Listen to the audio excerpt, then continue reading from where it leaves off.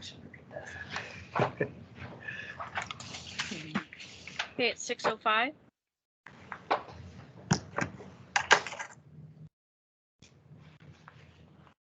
We're recording, Maureen.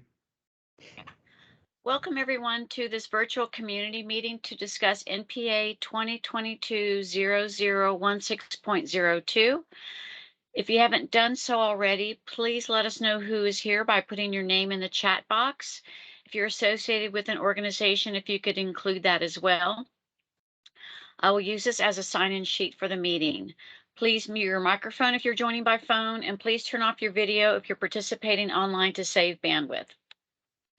This meeting, as you know, is being recorded and will be publicly posted to the speakupboston.org/NPA website. If you do not want your image viewed publicly, please turn off your camera. So as you know, this property is in the Govalle Johnston Terrace planning area. I am the Plan Amendment Case Manager, Maureen Meredith. Here is my contact information. Heather Chafin is the Zoning Case Manager, and this is her contact information. We will repeat this slide at the end of the presentation, and you can capture it later on if you aren't able to capture it now. So the agenda tonight will go over basic case information, guidelines for group discussion, how to participate in this process, why is there a plan amendment application, what is a future land use map. I'll do a brief presentation. The applicant's agent will make a presentation, and then we will open the floor to questions and answers. Property addresses are 21, 21.5, 41, 71 Strandtman Cove, and 11, 21, 41, 41.5 Juliana Cove. Is 21.383 acres. The plan amendment case number is NPA 2022-0016.02. The project name is Borden Track. The request is to change the future land use map from industry to mixed use. The associated zoning case number is C14 2022-0121. The current zoning is Limited Industrial Services District Conditional Overlay Neighborhood Plan, and the request is to change the zoning to Limited Industrial Services District Plan Development Area Neighborhood Plan for a mixed-use commercial, retail, hotel, and multifamily development. Property owners is New Dairy Texas LLC, and the agent is Richard T. Suttle Jr. from Armbruster and Brown. Guidelines for group discussion. Please feel free to type your questions into the chat at any time during this meeting. Please postpone general comments during the Q&A session. After staff and applicant presentations, if you would like to speak, please raise your hand by clicking on the hand symbol on the menu bar. Telephone participants will be able to speak during the Q&A session of the meeting, and we will call out the last 4 digits of your telephone number. Attendees will be muted upon arrival and through the staff and applicant presentations. Then staff will open the floor to answer questions in the chat or by attendees raising their hands to speak. Similar questions may be grouped and answered together. Please mute your microphone when you're not speaking for the sake of sound quality and clarity of conversation. If you're having connection issues, turn off your video until called upon to ask your question. We ask that you be respectful to each other during this discussion, and if there are continued personal attacks, you may be removed from the meeting. How to participate in the process. Tomorrow, the recorded meeting will be posted to the speakupboston.org/NPA website. You can email or call me or Heather anytime with any questions or comments that you have. You can provide written comments that will be added to the staff case reports, and you will get a notice in the mail of the date and time of the Planning Commission and City Council hearings if you live within 500 feet of the property. The notices will have instructions on how to participate in the hearings, and the cases have not been scheduled yet for public hearings. So why is there a plan amendment? Neighborhood plans are adopted by City Council as amendments to the Imagine Austin Comprehensive Plan. The city charter requires zoning changes to be consistent with the comprehensive plan. And most neighborhood plan amendments are amendments to a plan's future land use map, also called a FLUM. Most neighborhood plan amendments have an associated zoning application. This map shows the areas in blue that have City Council approved neighborhood plans. All the plans have a document that have the vision and goals for the planning area, and most of which also have a future land use map. On the future land use map, these colors represent broad land uses. For example, yellow is represented with single family, orange multifamily, and with this property, the existing land use is purple and the proposed land use is brown. This is a zoomed in version of the future land use map where the property is located. You can see it is purple to represent industry. This is an aerial photo with the future land use map overlaid on it. This is a zoning map that shows the existing zoning as the Limited Industrial Services District Conditional Overlay Neighborhood Plan. You see P Public to the south, some rural residential to the west, some industry to the west, and looks like across from 183, there's also some industry. Here's a aerial photo. And this is a Google Map aerial photo that shows the property and some of the surrounding land uses. This is the Imagine Austin Growth Concept Map, and these blobs represent regional centers, town centers, and neighborhood centers, and activity corridors will be represented by sort of two brown lines. And this is the map that shows the property in relation to the activity corridors. You can see East Cesar Chavez is one, East 7th Street, and also Airport is sort of, I guess, formed to that very bottom triangle there where the property is.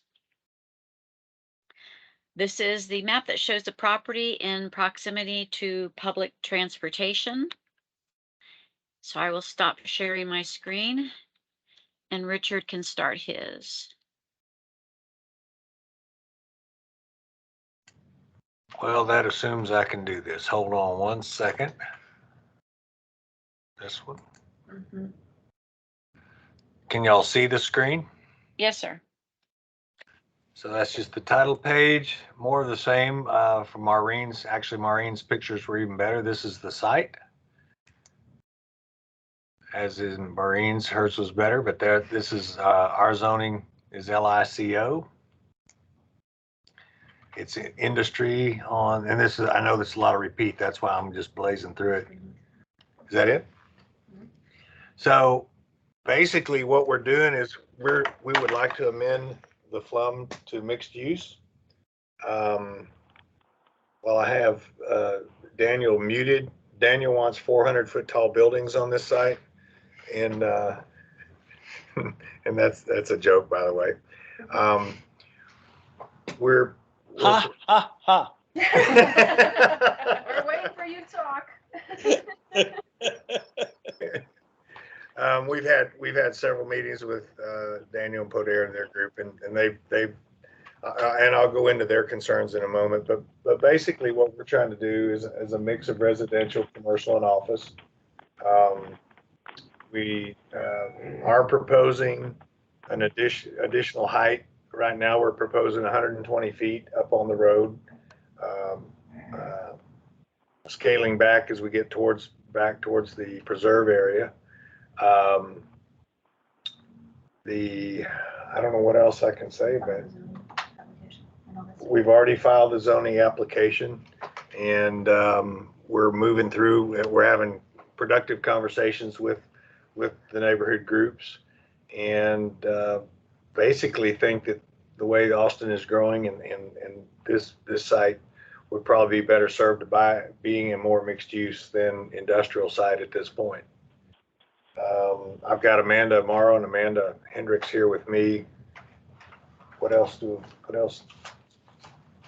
mean, we can go through, we want to change up some of the site development regs and add some more uses other than just the industrial, but I think the one that has caught most people's attention is the height. We're proposing 120 feet, impervious cover 95%, building coverage is 95%, and the floor to air ratio 4:1.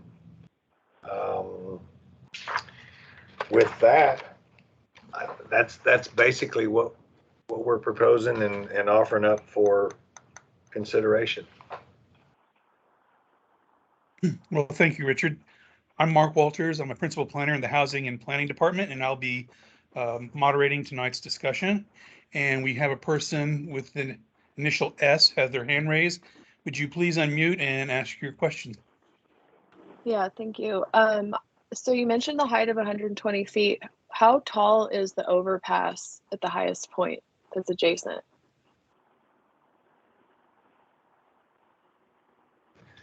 We think that the highest point of the overpass is between 60 and 70 feet. We're having that shot. Josh, I know you're on the line. Do we have any more new information on that? I think that range is correct. Scott Phillips may actually be able to. He may actually have more recent data, but from our architect's perspective, that's correct. Okay, That's right. We got it. confirmed it at, this is Scott Phillips with Endeavor speaking, 60 feet. So for those of us on the side of the river that we have a city skyline view, that would be a serious obstruction of the view. If it's double the height of the freeway, sounds like. Thank you. Thank you. The next person who has their hand raised is Danielle Yanez. Danielle, would you please unmute yourself and ask your question or make your comment? Thank you. Just to be clear, Richard mentioned having met with us. We met at Poder, but it was actually this applicant came to the contact team last month, I believe, and then we set up a subcommittee meeting in which we met a couple of weeks ago. At that time, the position of the contact team, from having seen their presentation, was that we just think it's too dense a project, and we want to see a buffer between the preserve and any development, 50 to 100 feet, something like that. It is a 60-foot limit. That's what we would want, and really the biggest thing is is the access, the ingress and egress in and out of Lavander Loop. It's just, for the size and scale of a project like this, it just doesn't seem even realistic unless you were going to spend millions of dollars to reconstruct the roadways. I don't see how it would go. The last thing I will say is that we did mention at the subcommittee meeting of the contact team that we also thought the impervious cover, right now it's like 50 or 60%. We'd like to see it kept that way.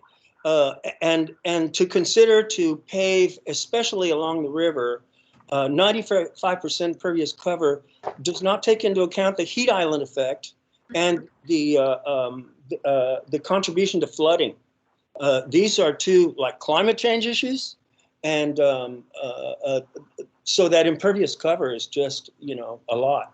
So me personally, and the position of the contact team, is we'd like to see a scaled down version of this, taking into account those things that we had mentioned: 60-foot height, 50 to 100-foot buffer, much smaller scale. Thank you. Daniel, I think another thing I have on my list that y'all were concerned about was any, or at least careful access to the greenbelt or the preserve area, right? Well, yeah, we've when we worked with Meredith LLC on the Red Bluff office building, this conversation came up, and I know that there are people at PARD that keep wanting to have a different access to the preserve than exists now. There is an official access point under the Montopolis Bridge where they have just reconfigured everything. There's picnic tables and all that kind of stuff. And keep in mind, this is a preserve, not a park. So it's not about having people access to the park. This is a wildlife preserve. And so a singular access is much more controllable. And hopefully, the city will help us with the homeless issue down there. Thanks. We have a question in the chat from Lance Elisor in his Excuse comment. me, May, I don't know where the chat, where is the chat button? We can't find a chat button either. Oh, there's a bar across the top on my screen. It says people, chat, reactions, and more. And then there's camera, mic, share, and leave. But mine does. On this end. Depends what version I have, I guess. But Lance's comment is, my main two concerns are: one, traffic load of Levander Loop, and two, impact on the adjacent wildlife preserve, both during the build process and during operations. I'd like to hear plans for mitigation of these two concerns.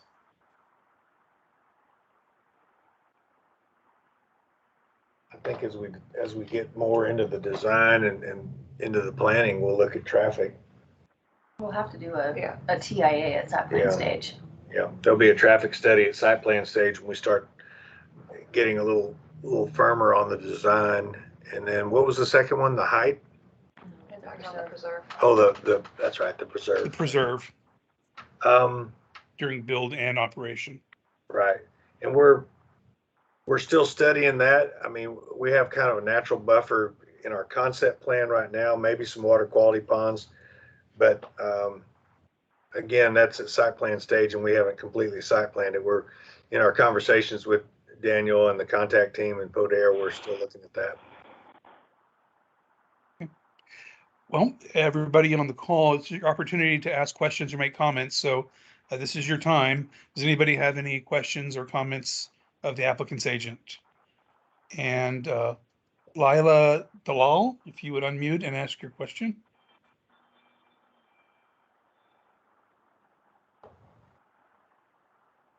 Lila?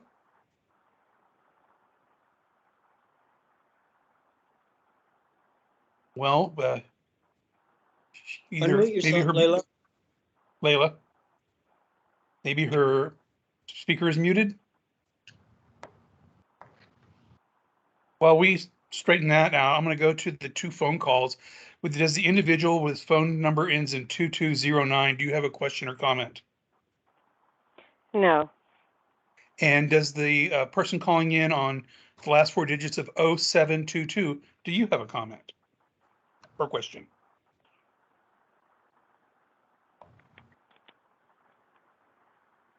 I guess not. So Lila, you have your question or comment?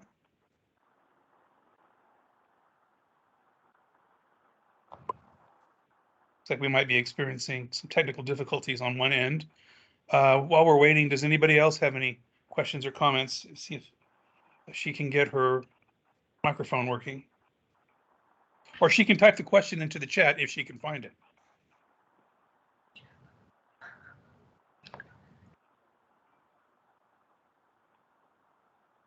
No? Okay. Does anybody else have any questions or comments at this time?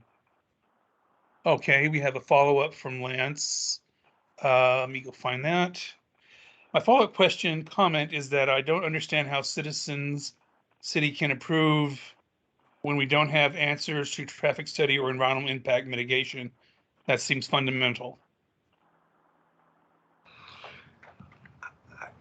This is always the issue we run into. If you generally try to determine whether the uses are appropriate or not, just the basic uses, and then you get into the site plan, the actual built environment, and that's when you solve for the traffic and environmental issues. I know that's probably not a comforting answer, but that's how our system is set up. Well, another person has their hand up is Gina Grande. Would you please unmute Gina and ask your question or make your comment? Hi there. Can you hear me okay? Yes, we can. My question is, the preserve is right there, but then also what about the river? How does this property intersect with the waterfront overlay?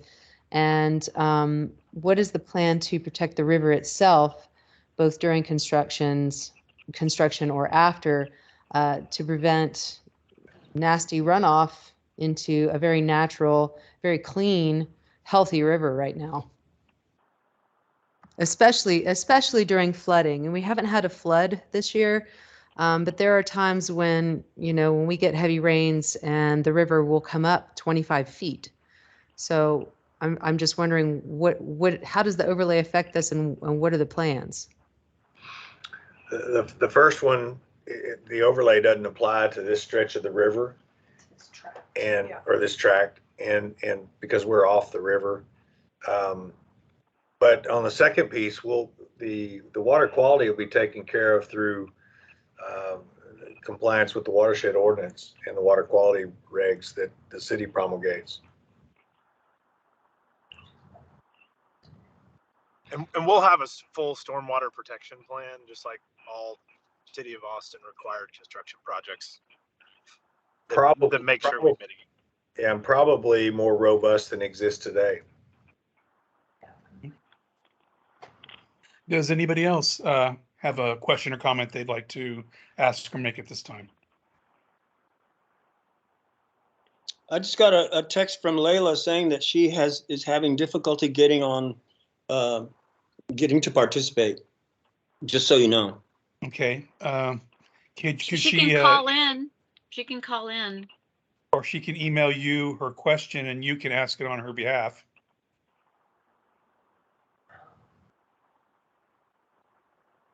Well, while we're seeing if we can.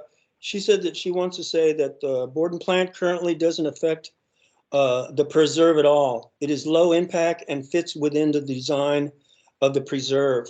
And she's concerned that such a dense project will have adverse effects not only on the river and the preserve, but also on traffic. Thank you. Okay, any other questions or comments? Oh yes, S has their hand up. If they would like to unmute, or if you're only unmuted, please ask your question or make your comment. Yeah, this might not be relevant because I might have some bad information, but from what I understand, with the new expansions to the airport, the overlay will be expanded, and I know that there are height restrictions within the existing overlay. So does that affect this at all, or? Not that we're aware of, but we'll comply with all the, of course, comply with all the airport overlays. Yeah, they're redoing the AO3 zone and it might be changing those noise contours. Does you have any other comment or question? I was just curious about that. Thank you. Well, Maureen, while we're, why don't you put up the sign and your contact information, and we can start winding down. A meeting doesn't have to fill the time allotted for it, so we can get back to our day or evening. But does anybody else have any questions before Maureen goes over the next steps in this process?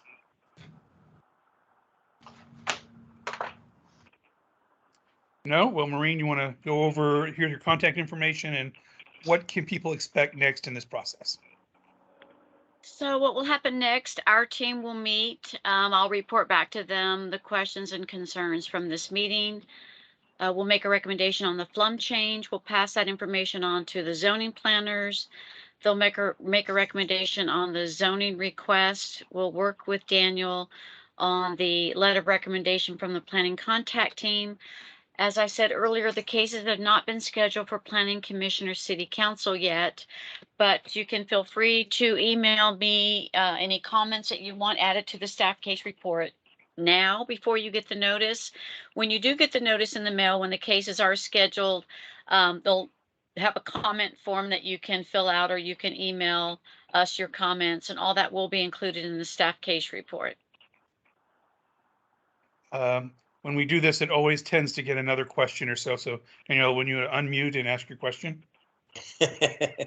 Thank you. Well, I just wanted to ask process-wise, Richard, you mentioned when people were talking about the traffic impact and maybe an environmental impact study, will those things be done before this application goes through? I mean, will you present data? The traffic study that they have you do at zoning is different than the traffic study they do at a site plan. And that's where most of that stuff, Daniel, is addressed. But in our continued conversations, we can talk about things that come along with the zoning case outside of the process, meaning. Yeah, I just want to know, like, so those things traffic impact analysis, any environmental assessment, anything having to do with the overlay or anything like that. Is all that information, does that come before your zoning case is approved or after? It generally comes after. Ew. Well, I'd like to see those things before, and I would like the planning commission, the city council to see those things before they approve such a huge project. But anyway, thank you so much. I appreciate it. Thank you. Does anybody else have any final closing comments or questions? Please raise your hand or drop it into the chat if you can find it. Yes, Gina, please unmute and ask your question. Hi there. Yeah, so this is just to decide whether or not to permit the zoning change, right? Everything else comes later, correct? The neighborhood plan and the zoning. Okay, thank you. This meeting is statutorily required for all neighborhood plan amendments. And that's the purpose of tonight's meetings, to kind of ask questions of the applicant. So any other questions or comments from anyone on the line? Hearing none. Richard, do you have any final closing comments? Oh, S has see, it works. Thanks. Please Just ask to your question. kind of go off of what Gina just asked. So just to clarify, I might have missed this in the beginning, but Richard, the one who's speaking on video here, I understand you're requesting the zone, but then are you the developer as well? No, I'm the developer's agent. Endeavor Real Estate is going to be the developer on this. Okay, so then so is it public what they're planning to do if it's zoned for like hotel, residential, and commercial? Will it be a hotel? Will it be apartments? Well, the plan is for it to be a mix of all the above. So there'll be a hotel and apartments and small business, like shops on the first floors type of a thing? Yes. Okay, thanks. Okay, well, going once, going twice. No, Richard, before we hang in the meeting, do you have any closing comments? No, other than we remain open, and Daniel, as you know, we're going to be continuing our conversations, and anybody else that has an interest, I think if you contact, it would be you, Mark, for us to get in contact with them. But it's open and transparent conversations about this, and we're still in the early stages. You would contact me. We can contact Maureen or Heather regarding. Okay. Yeah. Yeah. I'm just here to, while Maureen takes notes, I kind of try to move the conversation along. And Danielle, do you have another question or comment? Well, just one last comment about the continuing process. Like Richard said, we formed a subcommittee at the contact team, which will be meeting. So if anyone on this call would like to participate in that, just let us know. Let me know, or send Maureen an email, and she will send it to me, and I will include you in the meeting notices. Okay, thank you. So with that, if nobody else has any comments or questions, we can end the meeting at 6:30, an hour shorter than anticipated, and get on with our rest of our evening. So I'd like to thank everybody who took the time to find out about this project, and we appreciate you showing up and showing an interest. So have a good evening, everybody. Thank you. Thanks. Thank you. Thank you. I'm going to stop recording.